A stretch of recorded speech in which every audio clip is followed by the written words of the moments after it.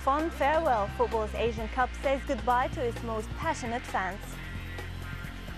Winless wonders, we take a look at Guam, the world's lowest-ranked footballing nation. Who's going to win this game? Israel. Israel's going to win? What's the score? The English football star helping to foster better race relations in a tiny enclave of Israel.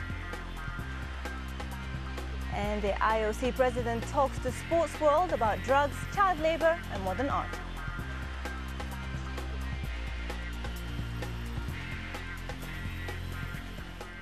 Welcome to Sportsworld, Al Jazeera's regular look at sport around the globe. I'm Sana Hamush.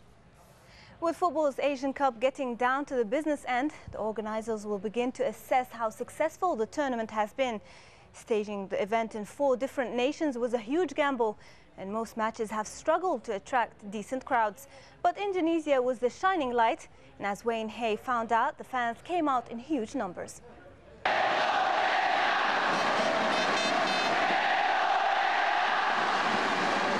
This is what the Asian Football Confederation had in mind when they were planning the Asian Cup.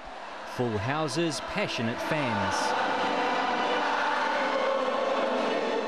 Football here is everything. Everybody loves to play football. Even in the street, everybody loves to play football. And, you know, the fanatism of the crowd is incredible here.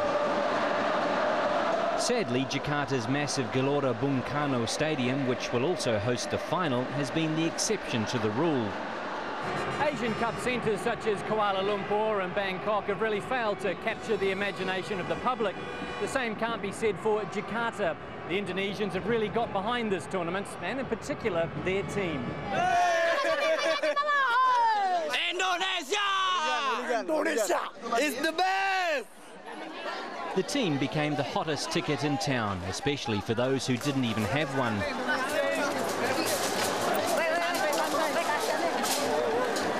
Indonesia's final match of this tournament against South Korea attracted another full house of about 90,000 people.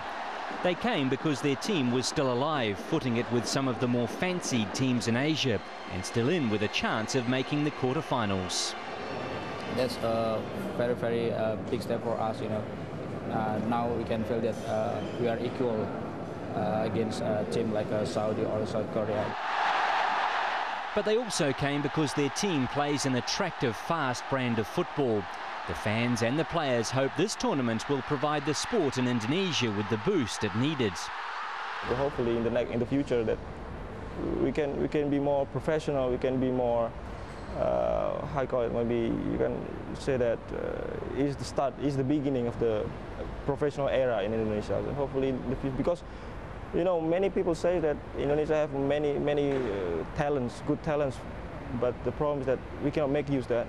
So hopefully in the future we can make the good league, and with a good league, of course you have a good national team. Of course, that huge crowd wasn't quite enough in the end. The 1-0 loss to South Korea saw them narrowly miss out on the quarterfinals. Afterwards, the first thoughts of the players were for those who had come to support them. Very fantastic. We never get the support like this before, and we thanks for the support, and sorry if we still cannot make it. But with scenes like this after the loss, it seems the future is bright. Wayne Hay, Al Jazeera, Jakarta. Now, from a team with high hopes to the world's worst footballing nation. Guam are joint bottom of the FIFA rankings, and their coach says the players spent too much time partying and not enough time training. Al Jazeera's Tony Bertley went to the Pacific Island to speak to a team that have never won an international match. This may look like just a kick in the grass, but for these kids it's the beginning of a whole new sporting movement. On the Pacific island of Guam, the US territory, sport has been dominated by America, but soccer has arrived. Majority of the people very focused in American basketball, American football, baseball, but on our island now, football became the #1 playing sport on the island for the children. It started when Guam became a member of FIFA, the governing body of world soccer. They were given funding and they got a national team and enthusiasm. But in over a decade of playing, the national side hasn't translated enthusiasm into results. They are bottom of FIFA's world ranking, officially the worst team in the world. Their Japanese coach enjoyed a good standard of football in Japan. He has yet to get a win with Guam, and he is critical of the team's attitude, especially to training. Attendance, very low level. He choose a wife, he choose a party, and the family together, he won. Oh, now we have a practice time, but now we have a party. Okay, they choose party. They choose a girlfriend. Big problem, very hard situation. Difficult maybe, but there is always hope every time they walk out onto the field. Just to be involved in a goal, winning goal, any goal would be fantastic for me. And I do dream about that occasionally. Dreams mixed with a heavy dose of reality went with them to Macau to take part in an East Asian tournament. Their opponents, Chinese Taipei, the result, shattered dreams. Half-time and they are 5-0 down. 5 goals, but not so bad, not so bad. No problem. We need to score. Never give up, never give up. Second half and more of the same. Final result 10-0 to Taipei. To some a humiliation, but not to Guam. No, actually I don't think it was. Personally, for myself, I felt we did a lot better than the result looked like, you know. It didn't look too good for the keeper, the last line of defence, and a little unsure of how many goals he's let in with the national side. Counting yesterday's game, maybe a little less than 50, maybe, or 40 to 50. And how many games?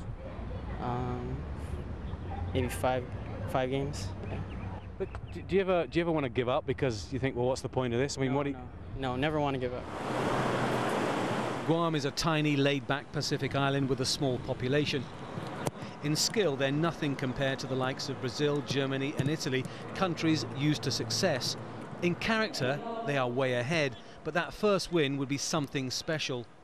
I'm not even sure how I'm going to react because I've sheltered my passion for so long, waiting for that moment. You know, every game before we game this game, my mind dreams of that win. For now, dreams are sidelined. The reality is how to turn defeat into victory and how much longer will Guam reign as the worst team in the world. Tony Bertley, Al Jazeera, Macau. Fan violence and racism remain serious problems in Israeli domestic football, with tension between Jewish and Arab supporters is usually the cause. While sport in Israel is often used as means to express prejudice, there are also efforts to give football a more positive purpose. Former England player John Barnes travelled to the country to visit one team that is trying to make a difference. Andy Richardson reports. Who's going to win this game? Israel going to win? Yeah. What's the score? 3-0. When a former England and Liverpool footballer arrives in a small town just outside Jerusalem, it doesn't take long for word to get around. John Barnes is in Israel to give his support to a small team with big ideals.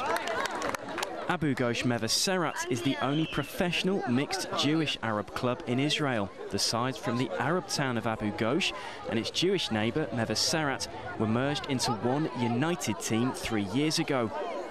In a country where tension between Jewish and Arab supporters often results in racist chanting and violence, this is the alternative vision of what football can achieve.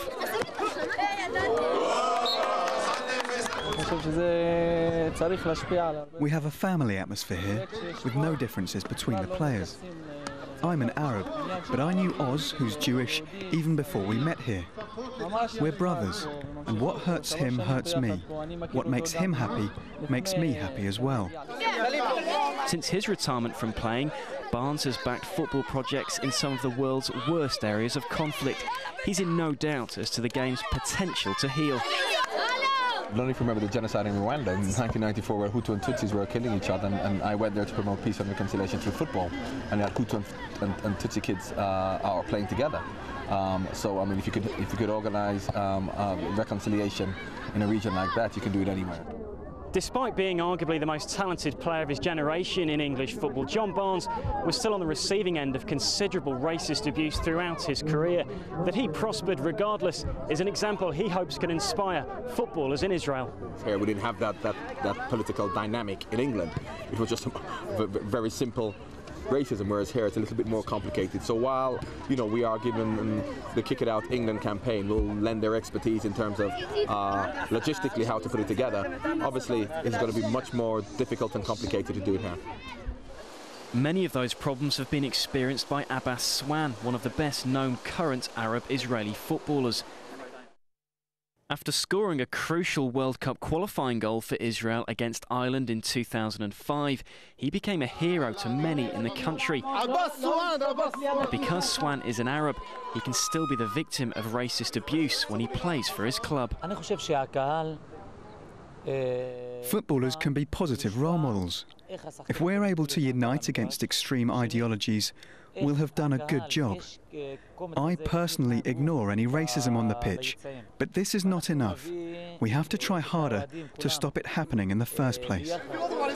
Sadly, the spirit in and behind Abu Ghosh Mevasarat isn't typical in Israel, and the charity backing the side are realistic about the reality elsewhere in the country. There are communities, especially in the center of the country, especially in Tel Aviv, that for them pluralism is almost like a dirty word, and people are also bringing into the equation a lot of, you know, bringing the past, bringing the conflict.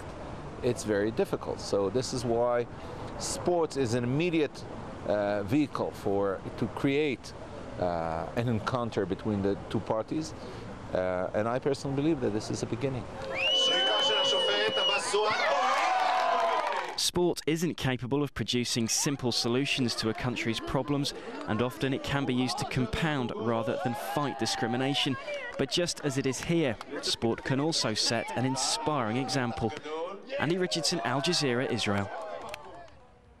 As ever, you can keep up to date with all the latest sport news on our website, aljazeera.net/English. Stay with Sports World, because coming up, we'll be talking drugs with one of the most powerful men in world sport. Don't go away.